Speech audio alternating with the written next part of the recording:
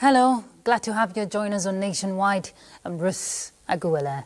Commuters coming into the Federal Capital Territory this Monday had a hard time getting into the city centre due to gridlocks in all entrances at the access from Mararaba, Lugbe and Kubwa.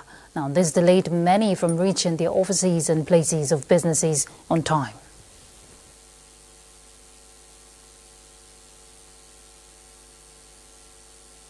I'm very close to my office, but there's no road to enter my office. A journey of just 30 minutes. I ended up making 1 hour, 30 minutes. Before we could get here, it was just a long kind of walk and trek. We trekked for like a very long period of time.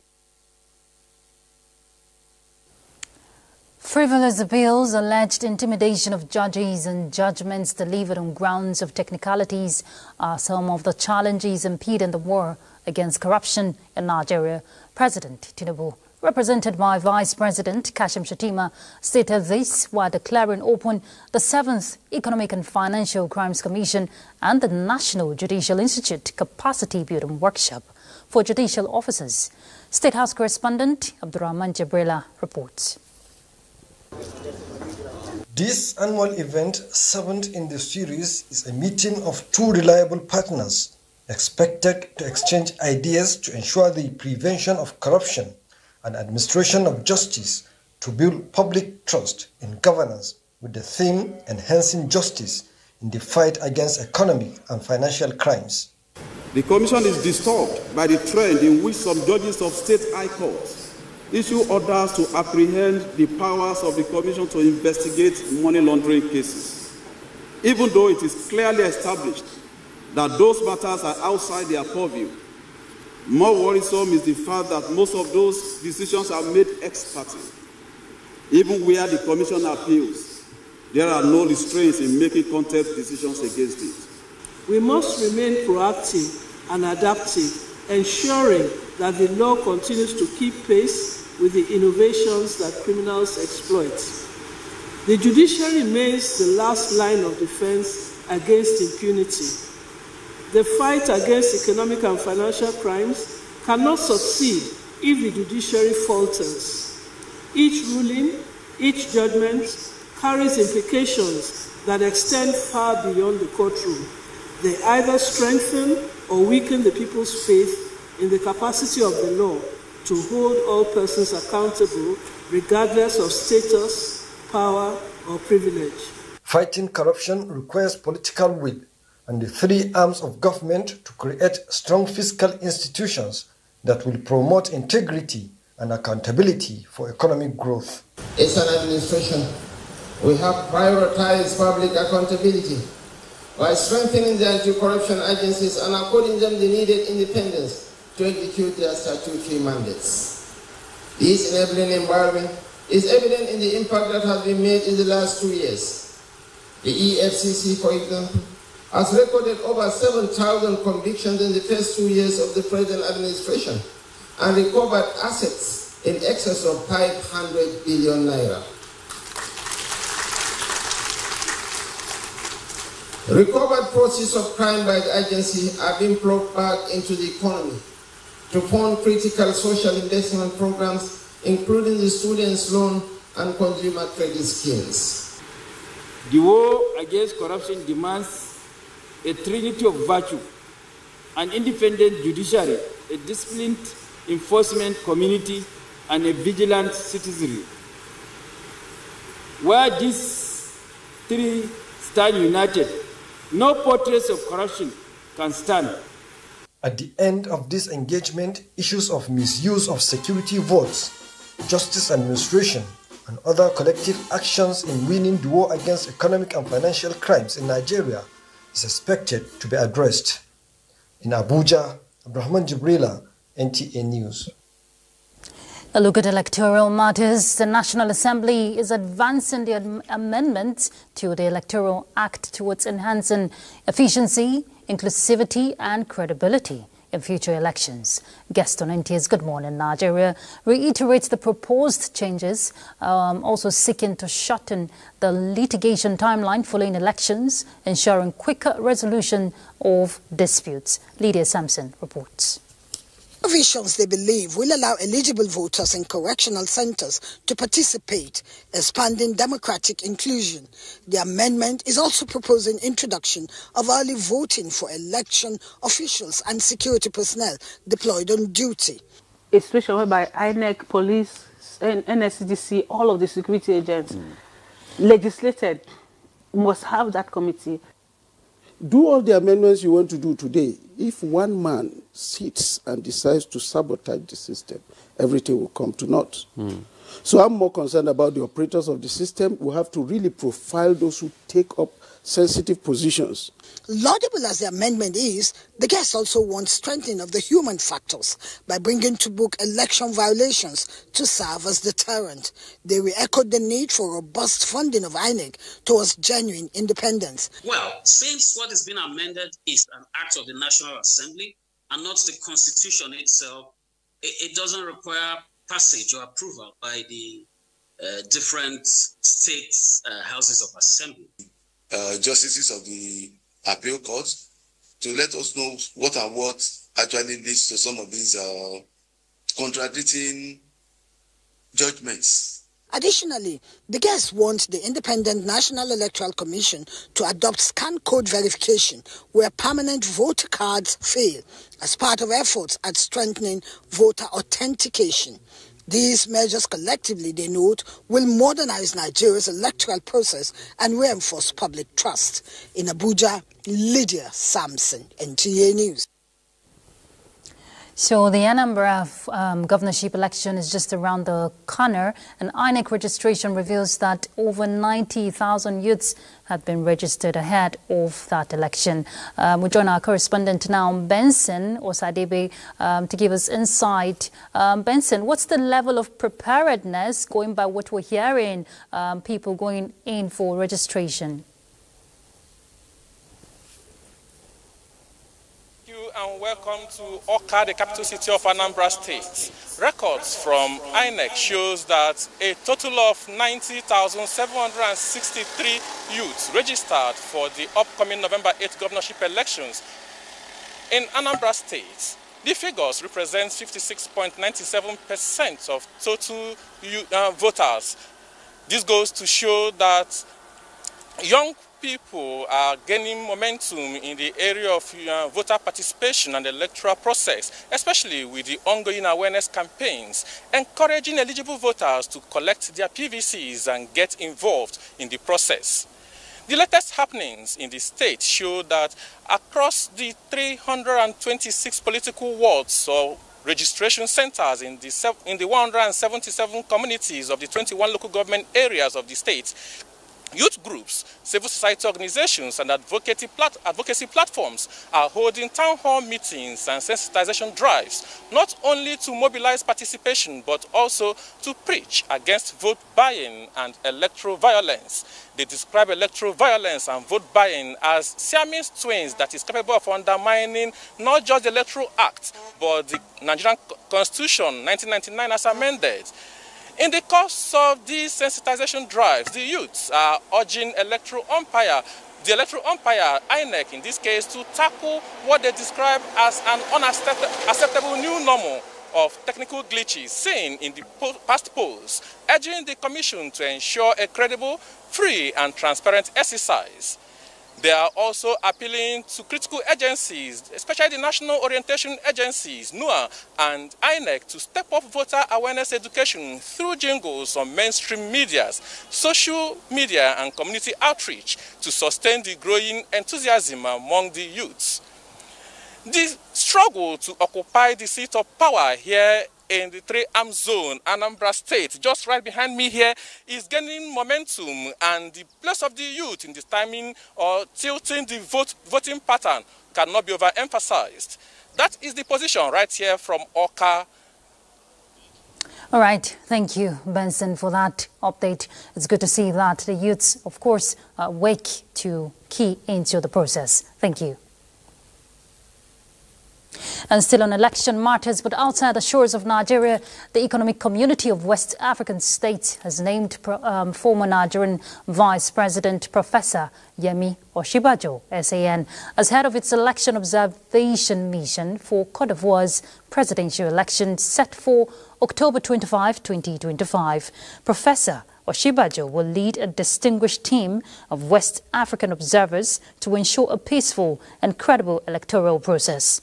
The mission, guided by the ECOWAS Supplementary Protocol on Democracy and Good Governance, will engage key stakeholders, collaborate with other observer groups, and evaluate the conduct of the polls. This deployment highlights ECOWAS' commitment to fostering peace, stability, and transparent elections across the region. Well, time to get the latest news from Lagos as we join Hengino. Hello, Hengino.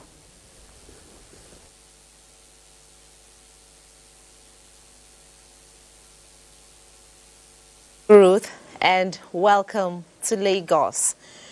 We begin by telling you that as media practitioners continue to work towards navigating digital surge, this year's edition of AfriCast, scheduled to hold between Tuesday 21st and Friday the 24th of October 2025, is focusing on building a resilient African media ecosystem that leverages technology to enhance storytelling, content creation and distribution.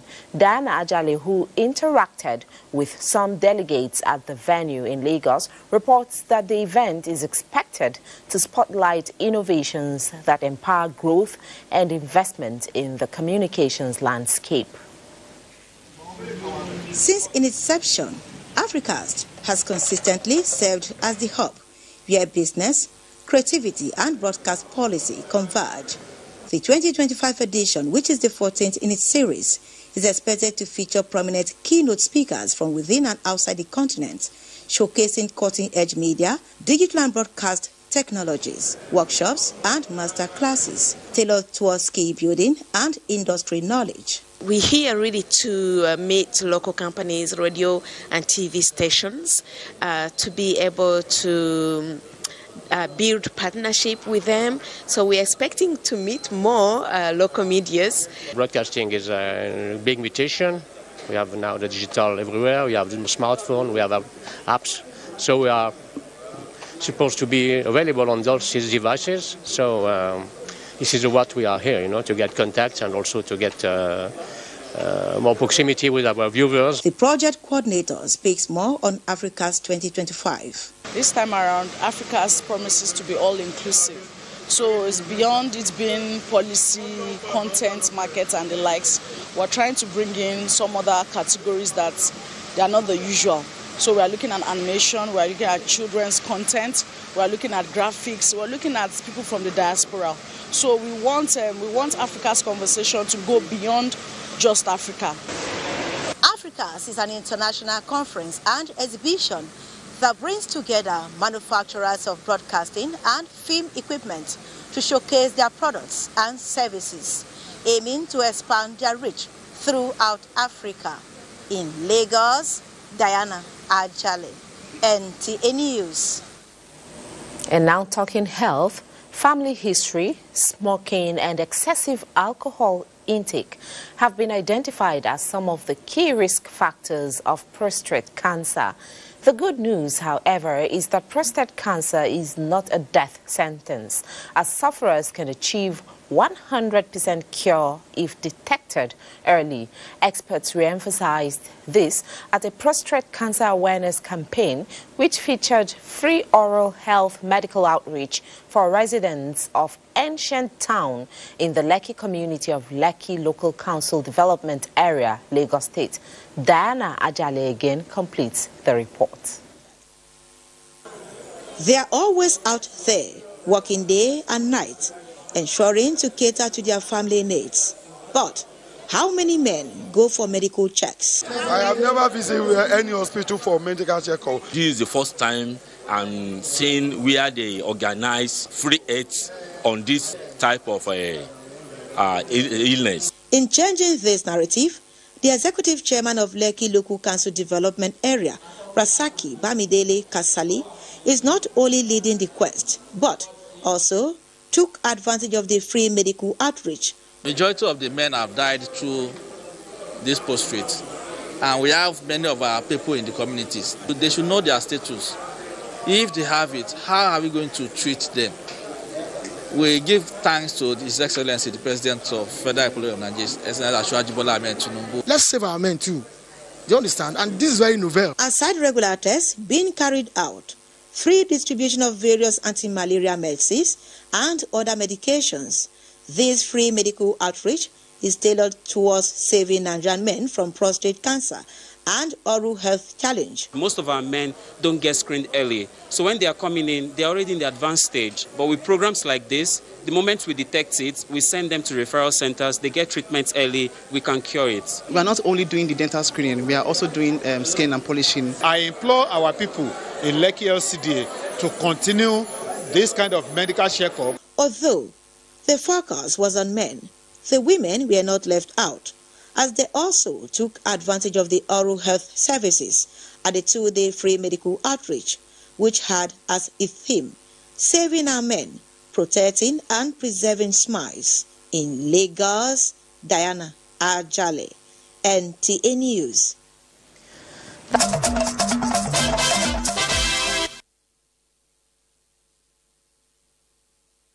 Rejoining us, this is Maiduguri. Following the recent terror attack on security personnel in Bama local government area, which claimed the lives of several gallant officers and left others injured in the line of duty, the Borno State government has taken decisive steps to honor their courage and sacrifice. These men gave their lives in the pursuit of peace and the protection of others. Omar Jumbari reports.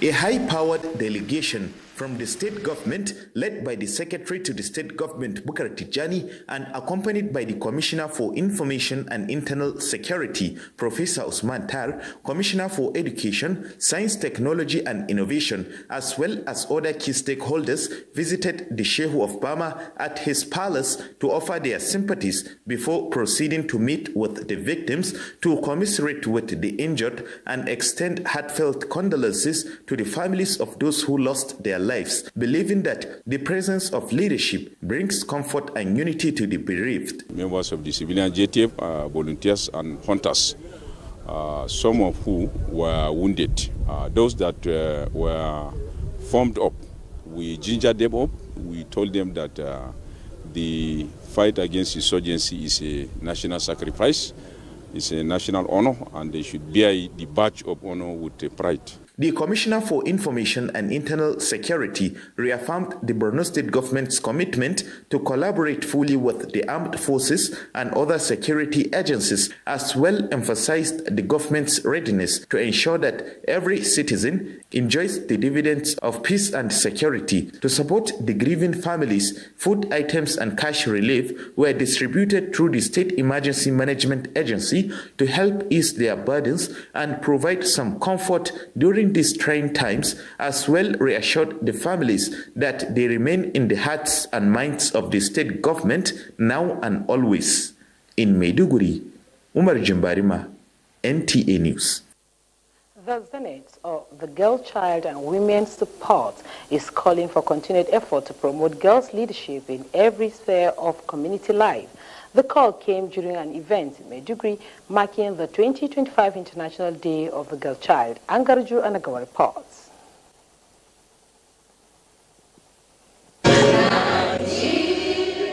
The event with the theme, The Girl I Am, The Change I Lead, Girls on the Front Lines of Crisis, brought together young girls, parents, teachers and development partners to reflect on the challenges and strengths of girls growing up in post-insurgency communities. Implemented under the Supporting Sustainability, Social Protection, Participation and Economic Resilience in the Northeast Nigerian program, the initiative is supported by GIZ, commissioned by the German Federal Ministry for Economic Cooperation and Development and co-founded by the European Union. Speakers at the event highlighted the need for more opportunities for girls to lead, learn and contribute meaningfully to rebuilding their communities, called on government and stakeholders to ensure policies that protect and advance the rights of girl child. Looking at Borno State has suffered over a decade-long insurgency. We know we have a lot of problem that has to do, that was further perpetuated by the crisis. So we are trying to see how we can raise awareness, advocate. In situations of conflict, girls tend to be more affected. And this effect on them give them more opportunity to understand the conflict, and they can help us with their own perspective in search for solution. The gathering featured the presentation on life after insurgency, panel discussions on gender barriers, and breakout sessions where girls shared their dreams and ideas for change. Participants described the event as inspiring and noting that empowering girls means empowering entire communities. In Maiduguri, Angarju, Anagawa, NTA News. Those are the trending stories from here for now. Nationwide continues with Ruth in Abuja. Ruth, is back to you. Many thanks, Ladidi. The Sultan of Sokoto and President General of the Nigerian Supreme Council for Islamic Affairs, Muhammad Sa'ad Abubakar, has directed the Muslim Ummah to look for the new moon of Jumaddal Ula 1447 after Hijrah on Tuesday, October 21, 2025, which corresponds to the 29th day of Rabi'ul Asani 1447 after Hijrah. This directive was contained in a statement signed by the Chairman, Advisory Committee on Religious Affairs, Sultanate Council, Sokoto, Professor Sambo Wali Junaidu, Wazir in Sokoto. The statement requested Muslims to begin the search for the new crescent on Tuesday evening and report any sighting to the nearest district or village head for onward communication to the Sultan.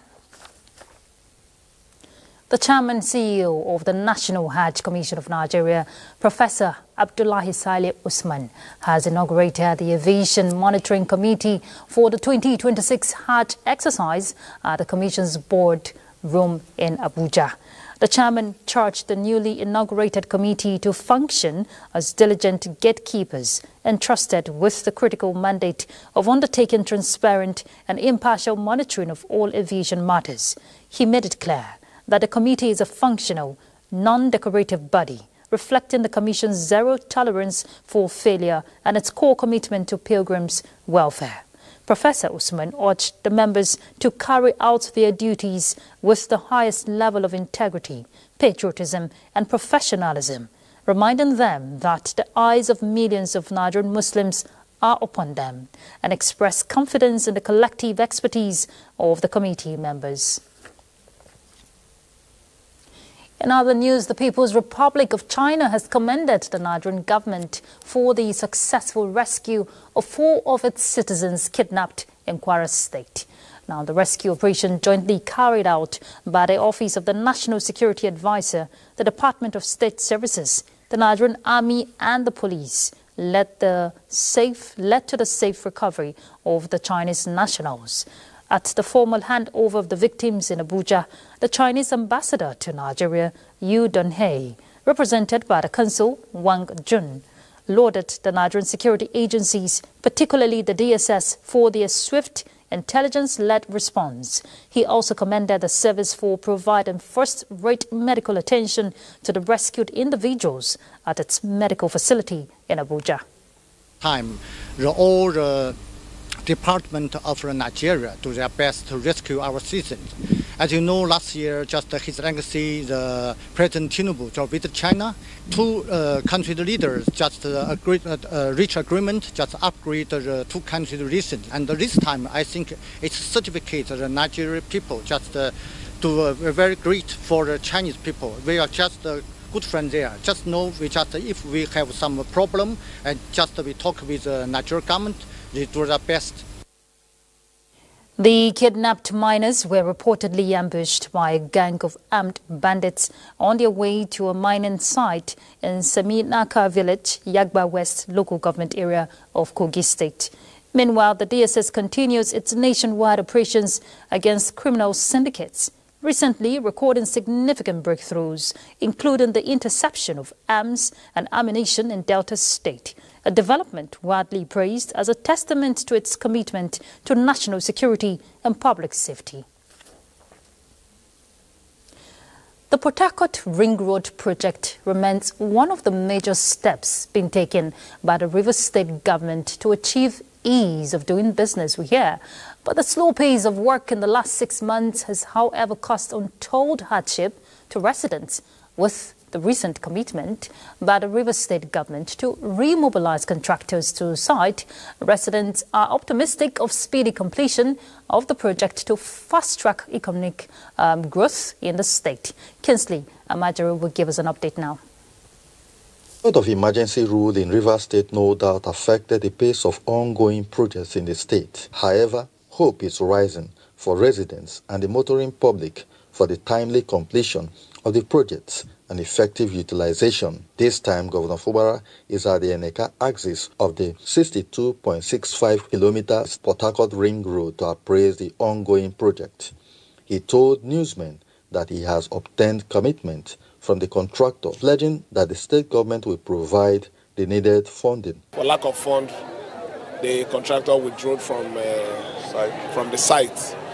So we've been discussing with them, and they gave me the award that although we have not finished all the discussion, but they will move into site, and I'm here to confirm that. Let me make this promise to our good people of Rivers State. This project that we started, by the special grace of God, we're going to complete it. The road inspection, which is the third in the series of inspection visits, was greeted with cheers from residents. In Port Harcourt, Kingsley Amajiri, NTA News. All right, let's join Kinsley live this time around. Kinsley, you were part of that inspection with the governor and, of course, given his promises there in that report we saw. I'm sure you felt the pulse of the people, so how enthusiastic are they?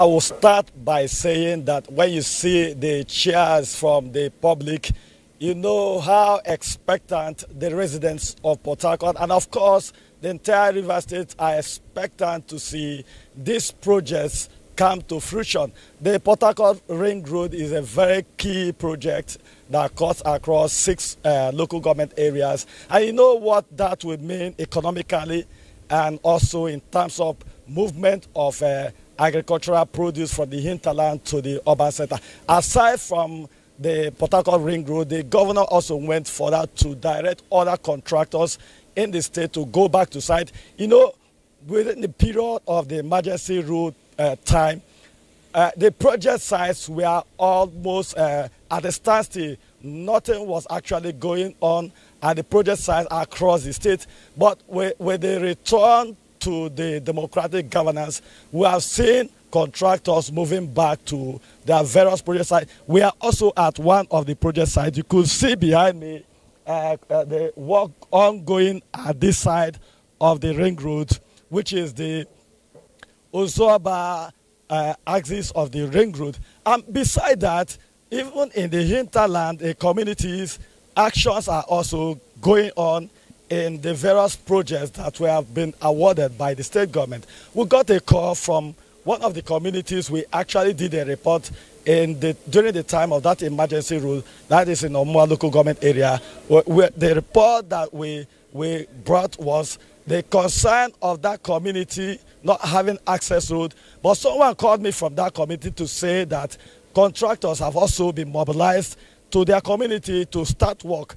You could see the excitement from the people of Rivers State that work has actually resumed across various project sites, and the governor is taking proactive steps by visiting those sites to ensure that contractors are keeping up to pace. And of course, the issue of funding, he has given assurance that these projects will be funded. Overall, the people of Rivers State will want to see these projects come to fruition, and the overriding implication is that it will help in advancing the economic prosperity in Rivers State. All right, Kinsley, talking about the dividends of democracy, right? Good to see that the hope has been ignited. Thank you, Kinsley, and well done.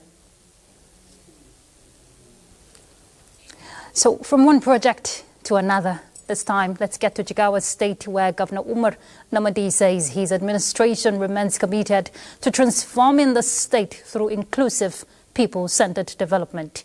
Mohammed Musa Askira reports that the governor made this commitment during a working visit to Sule Tankarkara local government area, where multi-billion naira projects were inaugurated.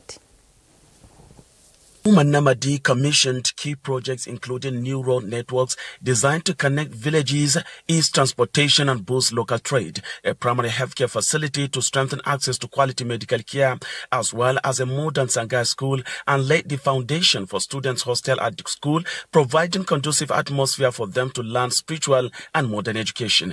The governor's visit also featured the Government Citizen Engagement Forum, the 23rd in the series, promoting direct dialogue between leaders and the people.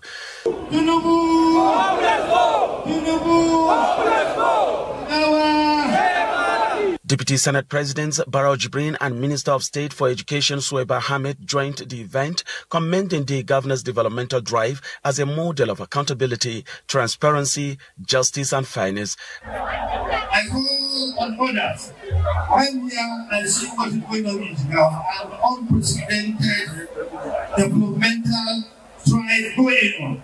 We have seen this in only 2 years. What about in the next 2 years? What about in the next 4 years? We are very lucky. I will stress this. The president has also sanctioned for the school building program to resume in about 6 states. And I want to tell you that out of the 6 states, the president has graciously approved that Jigawa State should be included among the 6 states. So it is, we are very grateful to Mr. President. Governor Umar Namadi assured residents that his administration will sustain the delivery of people-oriented projects, building Jigawa into a model of inclusive and sustainable growth. In Dutse, Muhammad Musa Askira, NTA News. All right, today is World Osteoporosis Day. It's a health condition that weakens the bones, makes it fragile, and eventually likely to break. So earlier we had a doctor in the house, Dr. Christopher Otabo, a consultant on orthopedics surgeon, and he had an insight for us on what to do to stay safe and, of course, healthy. Let's get an excerpt. It is derived from 2 words, osteo, which means bone, and porosis, which means porous. So in essence, porous bone, that means weak bone. From when we are born until death, there's a dynamic equilibrium between bone mineral gain and bone mineral loss. By mineral, I mean particularly calcium. And the calcium is responsible for the strength of the bone. But from around the age of 29 or 30 years, that's the peak age of bone strength. Anything from that time, the bone loss outstrips the bone gain. And so the bone strength begins to go down. But at menopause, that loss becomes so drastic and it leads to weakness of the bone for women. And from around the age of 60 and above for men, the bones become weak. And when the bone is weak, it's prone to fractures. So minor falls that should not cause fracture ordinarily, if the bone is strong, now begins to be a... So now you know one preventive way is through awareness. Take care of yourself. The introduction of solar lights in Zamfara State is a significant step towards enhancing public safety and reducing crime. Haliru Mohammed takes a look at the potential benefits of installing solar lights in communities across the state. The installation of solar lights in various areas of Zamfara State is part of a comprehensive crime prevention strategy. Several communities in both rural and urban areas that have benefited from the project say it has brought numerous benefits to residents. In fact, we are enjoying the light. Gidan Medawa, an agrarian community in Gusau local government area, is one of the villages provided with a solar mini grid of more than 100 panels, thereby illuminating the area and creating a safe environment for its residents. The project, implemented by the Rural Electrification Agency, is to be used to boost agricultural production and enhance security. Residents pledged to protect and maintain the solar lights, as they also appealed for the extension of the installation to other areas of the state. As a resident, we are very much very alert, as in being watchful over the maintenance, because we know the impact of these facilities. Some other rural areas that has no net power access at all. It will be very good for them. It is believed that the success of this project, when replicated in other parts of the state, will provide a safer and more secure environment for residents. In Gusau, Haliru Muhammad, NTA News. Indeed, a new dawn for people of Gusau. So let's rejoin Haliru live now. Haliru, give us an update, how the slide, in your report we saw it would aid security and of course boost farming in those communities. So we want to get more insight. Haliru.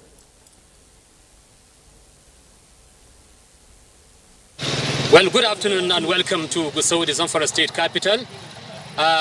We have, from the report we have just taken, we have understood that the importance of the installation of solar street lights cannot be overemphasized, especially in our communities that have been suffering from security challenges over the years. Now, the Rural Electrification Agency, which is an establishment of the federal government, has embarked on the installation of solar systems in most communities, particularly in rural and urban communities. And from the testimonies we have received from residents, this system is working effectively in promoting security and reducing crime in our communities. So people are calling for the replication of this system across the state so that security can be improved and people can go about their businesses without any problem. All right, Haliru, thank you so much for your time there. And I'm sure the people are indeed, elated over this development. The Ministry of Humanitarian Affairs and Poverty Reduction is not just another institution, it is a lifeline to millions of Nigerians. These were the words of the Minister of State, Humanitarian Affairs and Poverty Reduction, Dr. Thanko Yusuf Sununu, during a 2-day retreat on the performance management system organized for agencies and departments under its purview. Federal Ministry of Humanitarian Affairs and Poverty Reduction contribute to the Renew Hope agenda of Mr. President. In its pursuit of national development, responding to humanitarian crisis, building resilience and ensuring no one is left behind, the Ministry of Humanitarian Affairs and Poverty Reduction is redefining its performance index towards fulfilling its mandate and realigning with the priority agenda of the present administration. This sectoral retreat for agencies and departments under its purview is to stir collective efforts with focus on performance, purpose and progress, a new horizon for humanitarian affairs. This meeting, after it also, we expect to develop a strong transparency and accountability framework that will help us in building the image of the ministry, to give us the better way of collaborating and introducing innovations so that our ministry will not be left behind in the desire of Mr. President for everyone to be carried along in discharge of the duty. This is in accordance with the Mr. President directives, and it's going to raise the standard of performance in the civil service. For these key players, the expectations are high, with a responsibility to come up with a clear springboard of purpose through continuous dialogue and feedback mechanisms to bridge gaps and lift millions of Nigerians out of poverty. So time to head to Ibadan. Let's join Kemi. She'll bring us latest developments from her end. Hello, Kemi. Ruth, and a warm welcome to Ibadan. The month of October has been identified as the Pink Month to raise awareness on breast cancer, which has been identified as the most common among women all over the world, as part of effort to reduce the preventable death from breast cancer, especially among women in underserved communities. Stakeholders are drumming support for increased awareness and timely support in screening for women in Oyo State.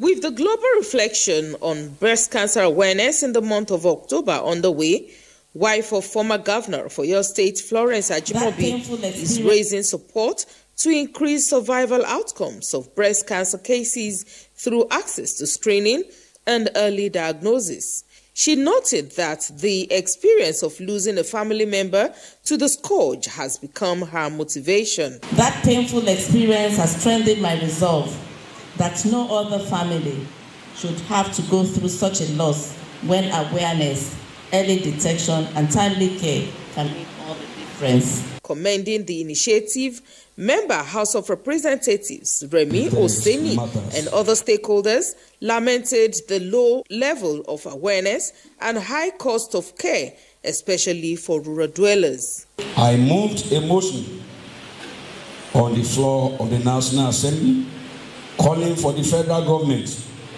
to subsidize dialysis, treatment, and all cancer-related matters. We know that cancer affects not only the patient, but the entire family, emotionally and economically. The presence of ABC Foundation in Oyo State has truly made a difference. 1,000 women are to benefit from free breast cancer screening for life-saving interventions and accurate health information in underserved communities. The Nigeria Customs Service has called on Nigerians to support the federal government's ongoing efforts to curb the smuggling of petroleum products out of the country. The Commander, Operation Whirlwind Assistant Comptroller General Kolakpo Oladeji made the appeal in Ibadan while auctioning about 14,000 litres of seized petrol to members of the public. Lukman Hassan has the details. The Assistant Controller General of Customs and Commander Operation Whirlwind, Kolakpo Oladeji, has described the illegal exportation of petroleum products as a disservice to Nigeria's economic growth. He therefore urged citizens to support the federal government's effort aimed at curbing the smuggling of petroleum products across the country's border.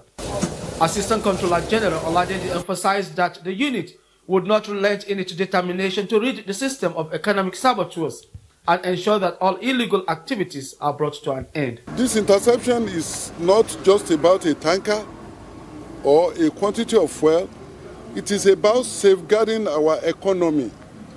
Some motorists and other Nigerians who benefited from the auction of the seized petroleum products expressed appreciation to the Nigerian Customs Service for the initiative, describing it as timely and commendable.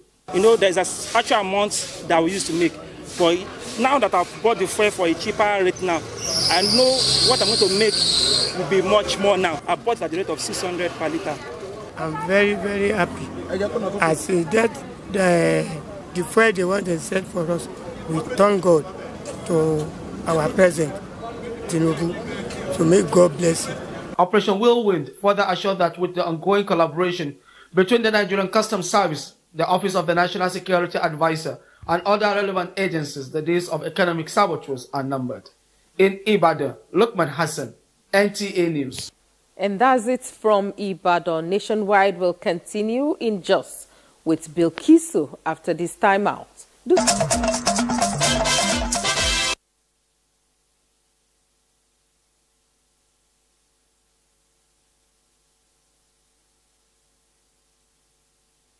To Jos. The National Orthopedic Hospital Jos has commenced full-scale clinical services to address issues associated with musculoskeletal challenges. Medical Director of the hospital, Professor Icha Inalegu Oche, stated this in Jos while speaking on their mandate. Indiang and Abuja reports. Established in 2023, the National Orthopedic Hospital Jos is focused on providing excellent musculoskeletal health care to help patients regain mobility and live a pain-free life. To achieve these clinical services, the hospital has officially commenced operation in Jos. So far, the hospital has attended to 736 patients across all specialties, while 150 patients have been scheduled for surgery. If we would have this hospital nearby us here, it's a difficult task to go to Kano, Ibadan, or Abuja. I was treated well. Now I am waiting for them to take me to the theater for surgery. The medical director, Professor Icha Inalegu Onche, says the hospital has a well-equipped theater, medical laboratory for basic tests, accident and emergency units that can accommodate 5 emergencies at a time, male and female wards, with capacity to house 26 patients, a physiotherapy center, and pharmaceutical services, as well as outpatient services. We jute on our side, and the national colleges, West Africa and National Presidential College, we need to put a few things in place here, and then we'll get at least partial accreditation. So by January next year, we hope to begin our residency training for medical doctors first. The management commended efforts of the President, the Federal Ministry of Health, Plateau State Government, and the National Assembly for establishing the orthopedic hospital that will serve North Central states of Nigeria. In Jos, Indenyan, and the Abuja, NTA News. That's our contribution from Jos. Is back to Ruth in Abuja for the continuation of Nationwide. Thank you very much, Bilikisu. And next